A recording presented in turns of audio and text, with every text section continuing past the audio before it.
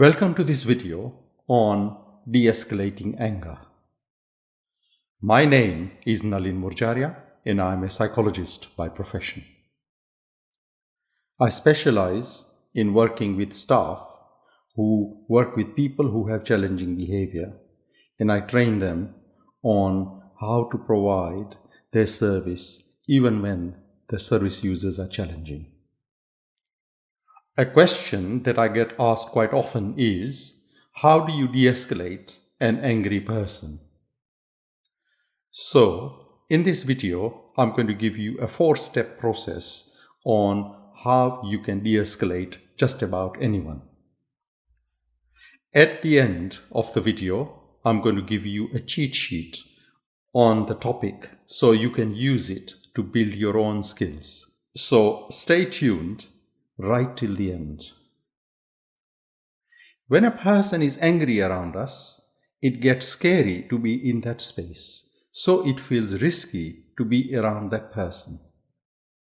In this scenario, as a frontline worker or as a parent, you need to provide leadership to support this person work their anger through. So you start the process by taking the first step and acknowledge their feeling. The principle underpinning this step is everyone has a right to feel what they feel. And just like how we would acknowledge sadness or happiness or being hurt or any other feeling in other people, this acknowledgement establishes human connection. At a practical level, it starts putting a boundary around the anger. Other people in that space can see this as a leadership behavior from you. So how do we know this step is working? The answer is, anger, when it is fired up, is a visceral, a physical reaction. So when you acknowledge the person and they feel the acknowledgement, you will see a release. Please note, sometimes to see this release, you may need to acknowledge the person several times. So you can do it in different ways. When a person feels acknowledged and they feel they are being heard and you see that release, you are ready to move on to step 2. In this step, you ask them to tell you more about the problem or the situation. The skill you use here is active listening, and they will feel it because you are using gentle eye contact, open body language, and while you are seeking clarification of issues, you are asking questions and using summaries to convey what you understood. This gets you both on the same page. We find that sometimes just doing this step helps the person get an insight into the key issues underpinning the problem, and they can see some obvious solutions.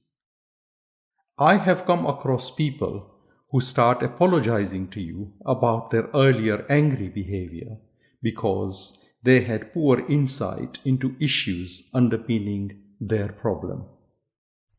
This leads you to step 3, developing options. You can start this step by saying, based on what you have said so far, let's see what are your options. So option A is blah blah blah.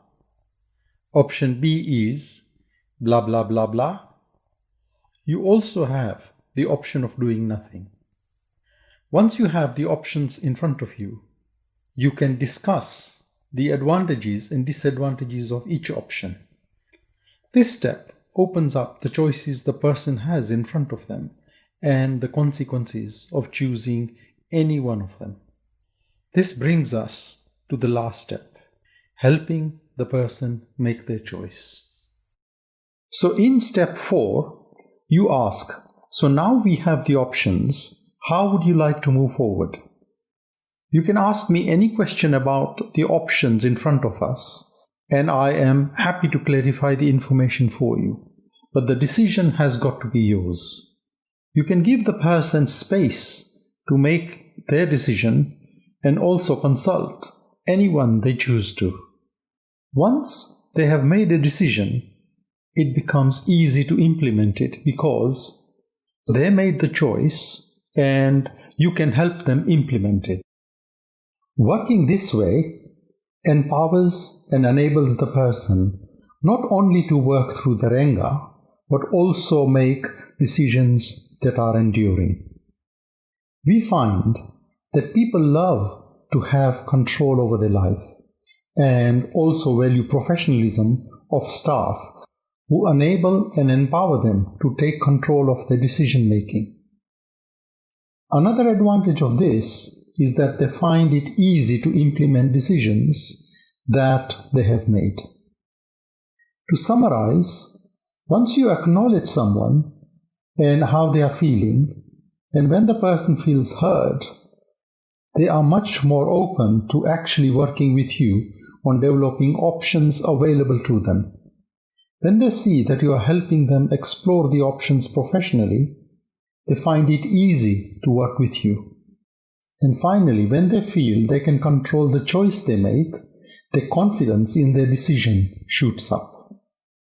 I would say that having these choices in front of them and being able to make that choice creates the value that your service offers. In the way that you conduct yourself, they know and feel that you are not fighting them, but recognizing their freedom to make their own decisions, despite being angry. So the most important step you can do is empower the person to make their own choice. So you are communicating, I'm here with you, but whatever choice you make, that is your choice, and I respect your free will. So this validates them as a human being and as a person. By working like this, we are helping them find their choices, and ultimately we are letting them go. We are respecting their free will. This conduct of yours also creates an excellent role model because you are showing you are around someone who truly accepts you, who truly, genuinely, unconditionally accepts you for whatever choice you make. One of the things that you'll notice is that if you have no desire to fight for your position and you are going to accept the other person no matter what, you will be in a spot where you not only de-escalate others, but you will be able to support them make the best possible choices. On the flip side, from the person who is de-escalating from you, what you're doing is you're making the person feel emotionally safe enough to be able to say, look, I'm a human being. Yes, I felt super out of control. And maybe some of the things I've said or done are not really just inappropriate and wrong, but now that I've spoken to you, I can change my path and I can do this in this moment. So now the question for me is, from this moment forward, do you feel you can truly de-escalate someone by following these steps? Meaning, can you acknowledge them? Can you help them figure out their options? And then, can you provide them a safe enough emotional space and work in a way that demonstrates that you respect their free will to choose whatever they're going to choose? Please leave me a comment below. I am a YouTuber and I would love you to be part of my channel. Check out my latest videos. Stop by my channel and show me some love by subscribing and viewing my content. Don't miss out on upcoming videos on my road to 1,000 subscribers. With your help and others, I can get there. If you would like to get my cheat sheet on how to de-escalate anger, fill in your details for me by clicking the link and sending it out. I'm also going to leave links down below for you to look at my other videos that build your knowledge and skills on why people get triggered into angry behavior, and also how to build your resilient skills to deal with angry people in an empowering way, anytime, all the time. Let us all spread peace while providing excellent service in this world.